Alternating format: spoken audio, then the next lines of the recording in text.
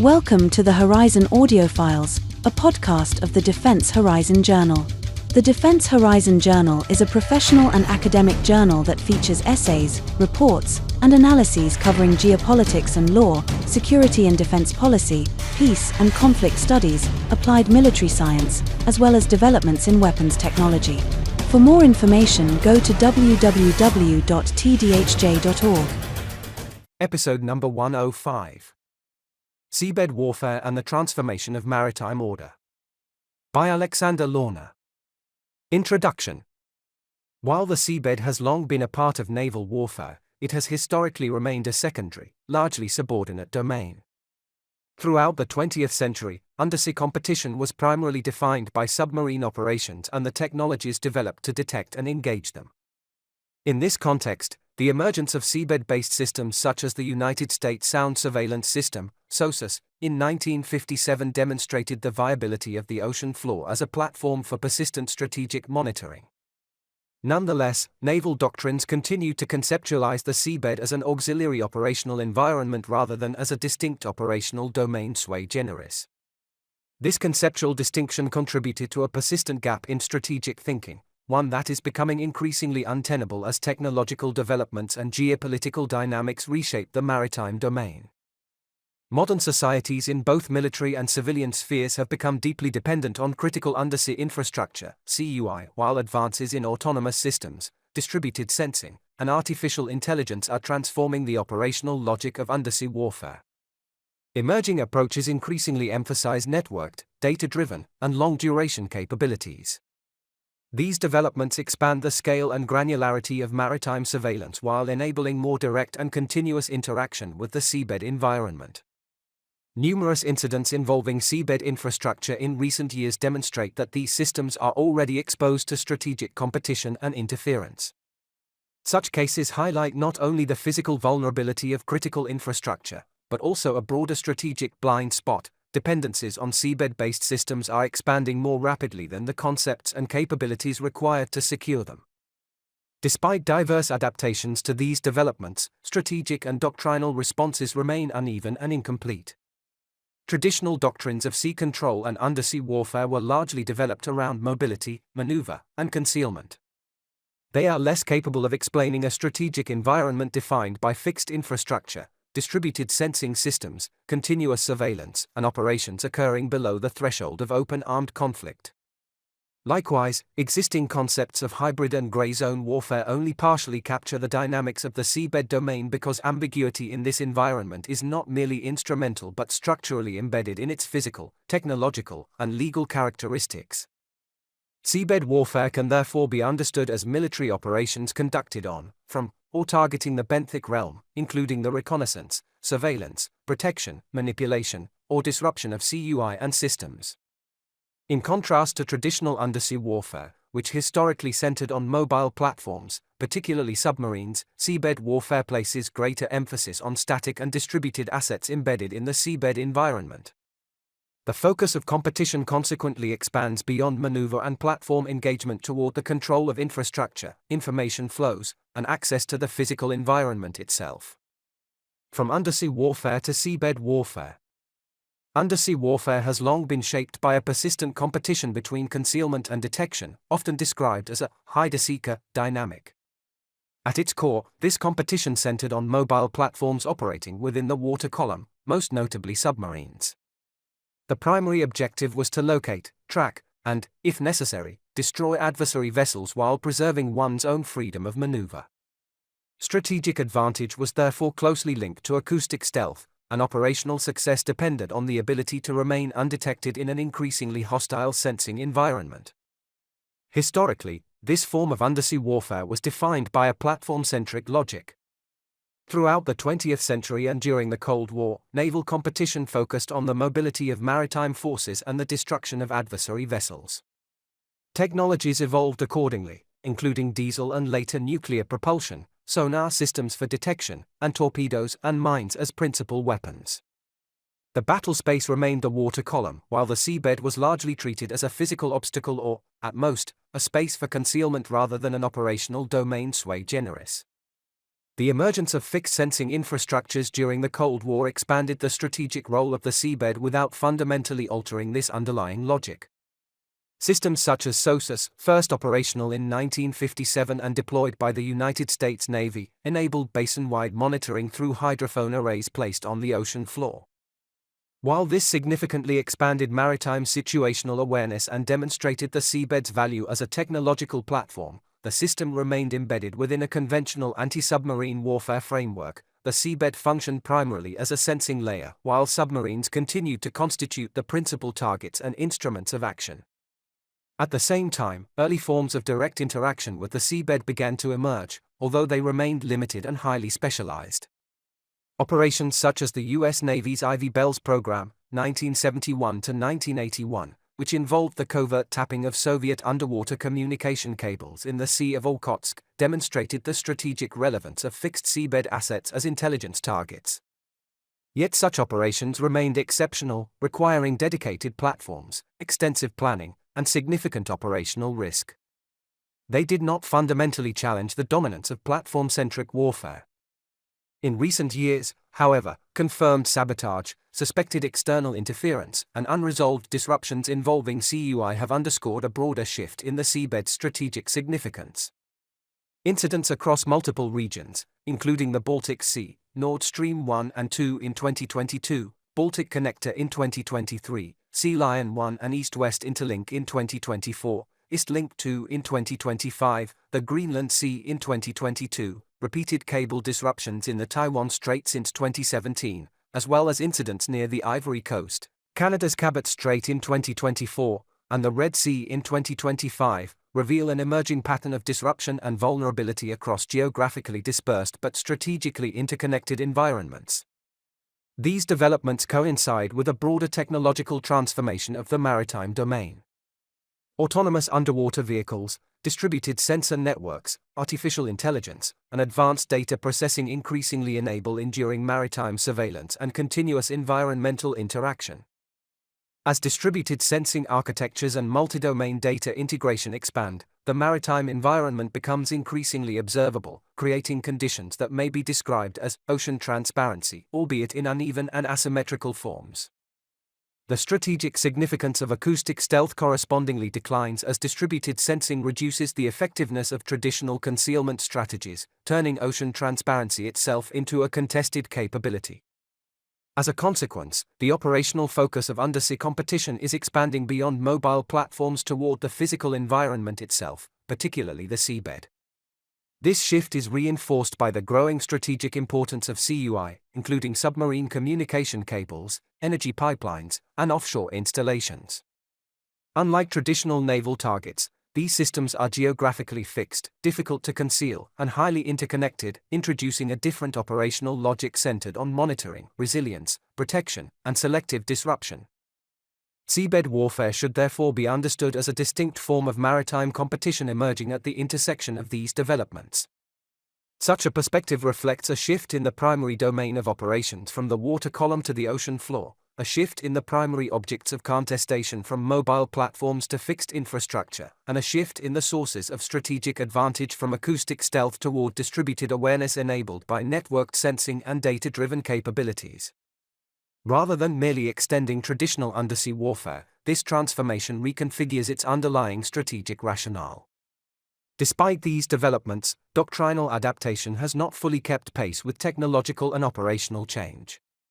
Existing naval concepts remain largely oriented toward anti-submarine warfare and the control of the water column, often without fully integrating the seabed into strategic planning. This creates a growing gap between emerging capabilities and established frameworks, increasing the risk that states may prove insufficiently prepared to address the dynamics and vulnerabilities associated with seabed-based competition. Traditional, hide-a-seeker logics become increasingly constrained in an environment defined by fixed and identifiable infrastructure that cannot maneuver, conceal itself, or evade attack. As a result, strategic competition increasingly expands beyond evasion toward resilience, spatial control, and the protection of interconnected systems, complementing rather than replacing the continued importance of surface and subsurface naval platforms, while exposing states and alliances more directly to seabed-based coercion and infrastructure disruption. The infrastructure technology nexus. Contemporary maritime power increasingly depends on dense, geographically fixed networks of CUI. Submarine communication cables, energy pipelines, offshore platforms, and sensor systems form the physical architecture that sustains military communications, digital connectivity, financial transactions, and energy flows. While the strategic vulnerabilities associated with these systems are often most pronounced in infrastructure-dense maritime corridors and choke points, their significance extends far beyond these localized spaces. Major naval powers, alliance structures, and globally connected economies increasingly depend on undersea connectivity, making seabed warfare strategically relevant not only at concentrated choke points but also wherever such infrastructure underpins broader military and economic systems. This vulnerability is exacerbated by the physical characteristics of the undersea environment. The seabed remains difficult to monitor continuously due to ocean depth, topography, currents, and harsh operating conditions. Traditional naval approaches based on intermittent patrols and platform-centric surveillance, therefore, struggle to provide sustained coverage across extensive maritime spaces. As a consequence, the strategic challenge increasingly shifts from episodic presence toward continuous environmental awareness. Technological developments are transforming how states seek to address these vulnerabilities. Rather than relying exclusively on episodic patrols and localized platform-based surveillance, emerging approaches increasingly seek to establish persistent environmental awareness, rapid anomaly detection, and sustained interaction with CUI. Programs such as DARPA's Hydra concept illustrate this broader transition toward dispersed and enduring undersea systems designed to complement conventional naval platforms and extend operational reach. These developments significantly expand maritime situational awareness across increasingly large and complex operational environments. At the same time, this increased transparency remains uneven and contested rather than absolute. States capable of integrating distributed sensing networks gain significant advantages in situational awareness, while adversaries may continue exploiting environmental complexity, legal ambiguity, and attributional uncertainty to conduct covert operations below conventional escalation thresholds. The strategic consequences of this transformation are substantial. Distributed autonomous systems and comparatively low-cost underwater technologies create significant asymmetric advantages by enabling actors to threaten highly expensive, difficult-to-replace infrastructure at relatively low cost. Offensive and defensive capabilities increasingly include autonomous underwater vehicles, remotely operated systems, loitering seabed platforms, distributed surveillance networks, and coordinated unmanned operations. Strategic competition correspondingly expands beyond singular fleet engagements to include enduring infrastructure-oriented competition characterized by persistence, resilience, and system disruption. Recent incidents increasingly demonstrate the operational relevance of these dynamics, ranging from sophisticated sabotage to low-tech gray zone coercion. Disruptions involving subsea infrastructure across regions such as the Baltic Sea, the Taiwan Strait, and the Red Sea demonstrate that the seabed has become an active space of strategic contestation rather than merely a passive physical environment. The strategic importance of these developments extends beyond physical infrastructure alone. Undersea systems increasingly support command and control functions, intelligence sharing, financial systems, logistics, and broader C4ISR architectures whose disruption can generate cascading effects far beyond coastal regions and directly affected maritime spaces. Disruptions to seabed infrastructure, therefore, have cascading effects that degrade military coordination, digital connectivity, and broader operational resilience across entire theaters. Recent incidents such as the damage to the Baltic Connector pipeline and associated cable systems in 2023 illustrate how even limited disruptions can trigger prolonged operational uncertainty, economic disruption, and complex multinational responses. At the same time, the restoration and repair of damaged systems often require scarce specialized vessels, extended timelines, and coordination between civilian operators and state authorities, further intensifying strategic vulnerability. These dynamics also expose growing tensions between public security responsibilities and privately owned infrastructure systems. Significant portions of CUI are operated by commercial actors whose priorities, escalation thresholds, and operational responsibilities may not align directly with those of states or military alliances. This fragmented governance environment complicates attribution, deterrence, and coordinated responses, particularly in hybrid and below-threshold conflict environments. The convergence of infrastructural dependency and technological transformation consequently reshapes the strategic logic of maritime competition itself. Maritime power increasingly depends on both naval maneuver and fleet operations and on the capacity to secure, monitor, and selectively influence interconnected systems located on or beneath the ocean floor. The seabed thereby emerges as a strategic environment wherever critical infrastructure, sensor systems, or operational dependencies create conditions of infrastructural vulnerability, distributed technological competition, and persistent contestation below the threshold of conventional warfare. Legal ambiguity and the emergence of liminal warfare. The strategic transformation of the seabed increasingly clashes with a legal framework largely designed for a different maritime era. The United Nations Convention on the Law of the Sea, UNCLOS, adopted in 1982, remains the foundational legal architecture governing maritime jurisdiction, navigation, and resource exploitation. Yet UNCLOS was primarily conceived to regulate shipping, territorial sovereignty, and economic rights rather than to protect highly interconnected CUI exposed to persistent strategic competition, and it remains institutionally weak in responding to covert interference, sabotage, and other ambiguous seabed activities. This creates a growing tension between technological transformation and legal adaptation. While modern states and societies increasingly depend on interconnected undersea systems, the legal framework governing these spaces remains fragmented across multiple jurisdictions. Within territorial waters, up to 12 nautical miles, coastal states retain extensive sovereign authority under UNCLOS Articles 2 and 21. Beyond this zone, however, legal authority becomes progressively diluted. In the exclusive economic zone, up to 200 nautical miles, coastal states possess sovereign rights primarily related to resource exploitation under Article 56, while other states retain significant navigational freedoms. On the high seas, the principle of freedom of navigation under Article 87 further dilutes enforcement authority and complicates the protection of fixed infrastructure that extends across multiple jurisdictions.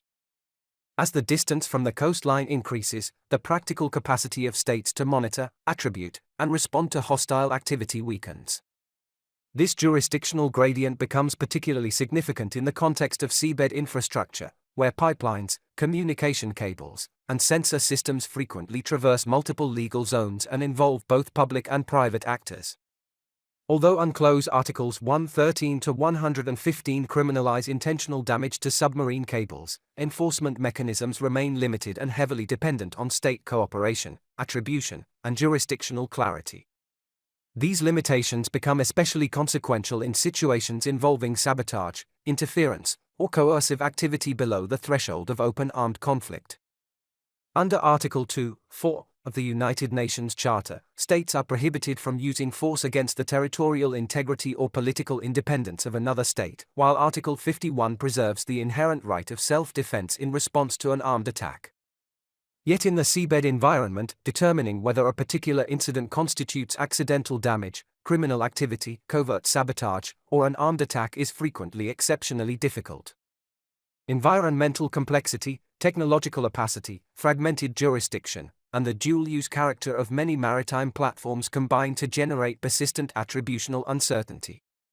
The 2023 Baltic Connector incident illustrates this problem. Investigators identified an anchor dragged by the new polar bear as the likely cause of the damage, while the question of whether it was an accident or a deliberate act remained contested during the investigation. Similar ambiguity surrounded the 2023 Matsu cable disruptions, where Taiwan linked the damage to Chinese vessels but did not establish deliberate state-directed interference. In both cases, the strategic effect lay not only in the physical disruption itself, but in the time-consuming evidentiary process required before political or military responses could be calibrated. States may therefore encounter substantial difficulty in attributing responsibility with the degree of certainty required for escalation, retaliation, or the invocation of self-defense. These conditions reveal the limits of existing concepts of hybrid and gray zone warfare. In conventional understandings of hybrid conflict, ambiguity is primarily used tactically to obscure attribution, delay response, or avoid escalation. Within the seabed domain, however, ambiguity increasingly functions not simply as a tactic, but as a structural condition of conflict itself. The interaction between maritime geography, environmental opacity, fragmented legal authority, dual-use technologies, and attributional uncertainty embeds ambiguity directly within the operational environment. This article conceptualizes this condition as liminal warfare. Unlike traditional distinctions between peace and war, liminal warfare describes a persistent condition of strategic competition unfolding within legally, politically, and operationally ambiguous spaces. Actors may impose substantial economic, military, and political costs without clearly crossing established legal thresholds associated with armed conflict.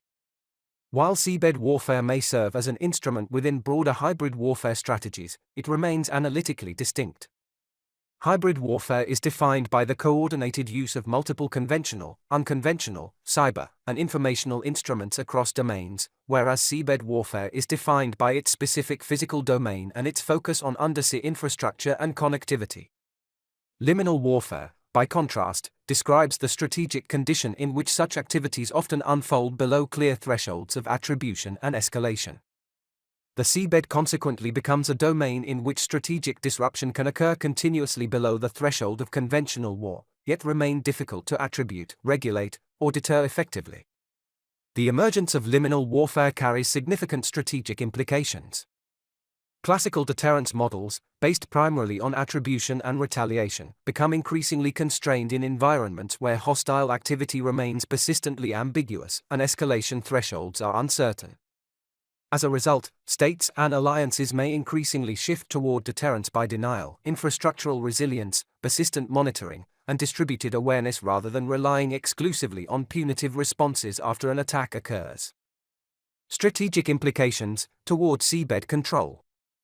The emergence of seabed warfare carries significant implications for the future of maritime strategy and maritime power, particularly for great powers and states operating in infrastructure-dense maritime theaters. Traditional concepts of sea control were historically oriented toward the temporary domination of surface and subsurface spaces to secure maneuver, protect shipping, and deny adversaries operational freedom. Within the context of seabed warfare, however, strategic competition increasingly extends to the protection, monitoring, and selective disruption of fixed infrastructure, information flows, and interconnected systems embedded within the benthic environment itself, particularly where critical undersea systems are geographically concentrated yet strategically connected to wider military and economic networks. Seabed control should, therefore, not be understood as absolute dominance over the undersea domain, but rather as the capacity to maintain awareness, resilience, and selective denial in a contested, continuously monitored environment. In contrast to classical manned platform-centric approaches, seabed control places greater emphasis on enduring environmental interaction enabled by distributed sensing architectures, autonomous systems, and resilient infrastructural networks. Rather than replacing conventional force projection, these capabilities complement existing surface and subsurface fleets by expanding maritime power into the protection, monitoring, and selective disruption of interconnected systems operating beneath the ocean surface. This transformation reshapes the operational logic of maritime competition. Rather than focusing exclusively on the destruction of adversary platforms, strategic competition increasingly revolves around monitoring, protecting, disrupting, and manipulating critical undersea systems. Awareness, protection, and denial consequently emerge as interconnected dimensions of seabed control. Recent institutional responses, such as NATO's establishment of the Critical Undersea Infrastructure Coordination Cell in 2023, illustrate this shift by formalizing continuous monitoring, information sharing, and coordinated infrastructure protection as core elements of alliance maritime security. States and alliances capable of integrating continuous sensing, rapid repair capacities, distributed surveillance, and selective denial mechanisms gain substantial strategic advantages within an environment characterized by persistent ambiguity and infrastructural vulnerability. At the same time, the emergence of distributed sensing and autonomous technologies challenges long-standing assumptions surrounding stealth and concealment in undersea warfare. The increasing integration of passive hydrophone networks, autonomous platforms, satellite observations, and AI-assisted data processing contributes to an operational environment in which maritime activity becomes increasingly observable across multiple domains. Although ocean transparency remains incomplete and contested, the strategic value of acoustic invisibility declines correspondingly. Undersea competition increasingly depends upon the integration of data, environmental awareness, and system resilience rather than solely upon platform concealment. These developments also accelerate the integration of seabed operations into broader multi-domain strategic frameworks. Undersea infrastructure increasingly intersects with cyber operations, intelligence systems, satellite networks, and digital communication architectures.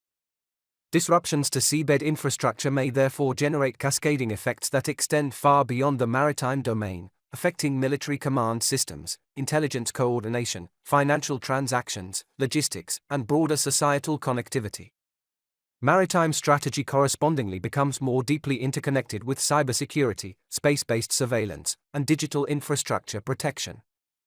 The strategic transformation of the seabed also creates growing pressures for institutional and doctrinal adaptation. Existing naval structures and procurement models remain heavily shaped by traditional anti-submarine warfare and large platform-centric force structures. Yet seabed competition increasingly rewards distributed systems, autonomous underwater vehicles, networked sensing architectures, and long-duration environmental interaction. States and alliances may therefore face increasing pressure to rebalance maritime capabilities toward more flexible, distributed, and technologically integrated force structures that can sustain continuous seabed awareness and infrastructural resilience. France has already formalized elements of seabed warfare doctrine through its 2022 Stratégie ministérielle de maîtrise des fonds marins, which defines seabed warfare in terms of the interconnected functions of knowledge development, monitoring, and action, while emphasizing the strategic importance of hybrid ambiguity, deep-sea surveillance, and continuous seabed control.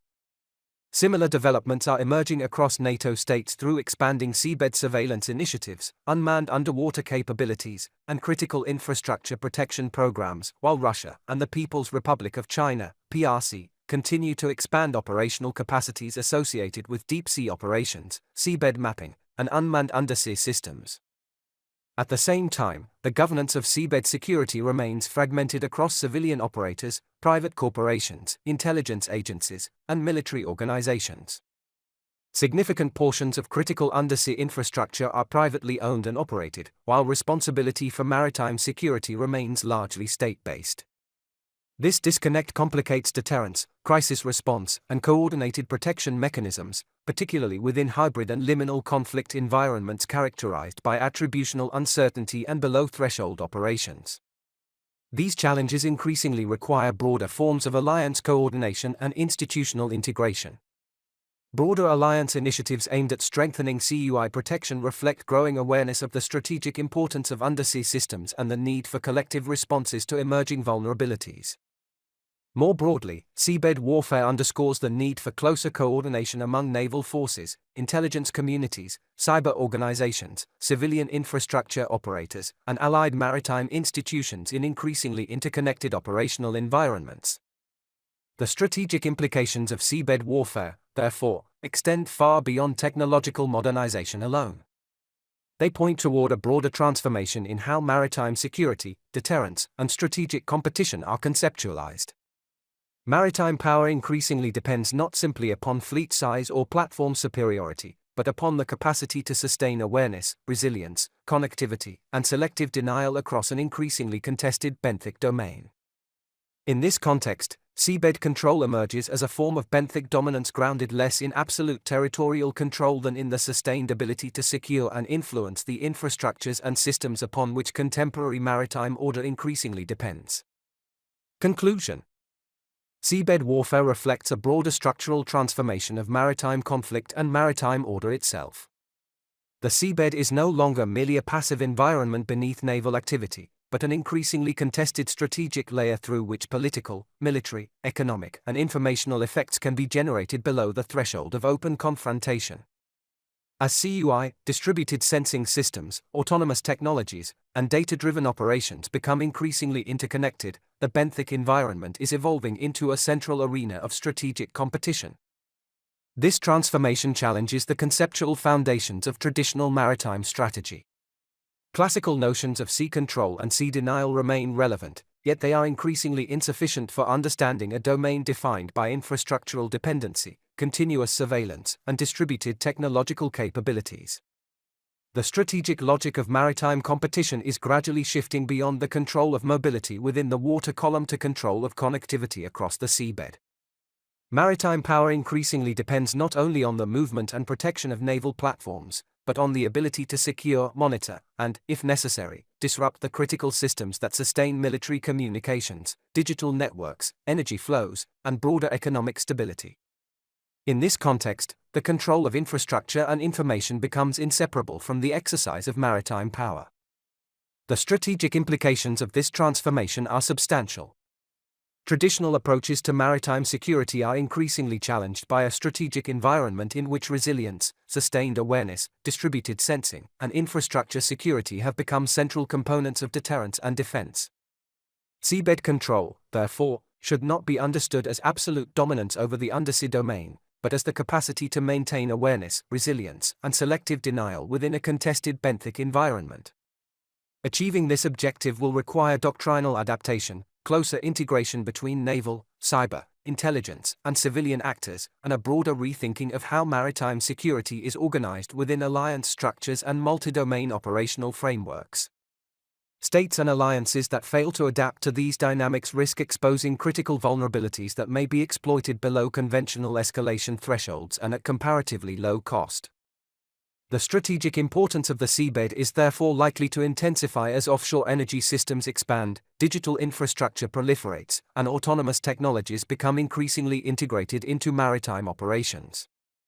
Yet legal and institutional adaptation is unlikely to proceed at the same pace as technological transformation, prolonging the structural ambiguity that characterizes contemporary seabed competition. The seabed must consequently be understood not as a peripheral extension of maritime operations, but as a distinct operational and strategic domain. Adapting to this transformation is no longer simply a question of technological modernization, but of reassessing the strategic grammar of maritime power within an increasingly interconnected and contested global order. The author, Dr. Alexander Lorner, LL.M., is a political scientist interested in security, defense, and interest groups. The views contained in this article are the author's alone and do not represent the views of any institution affiliated with the author.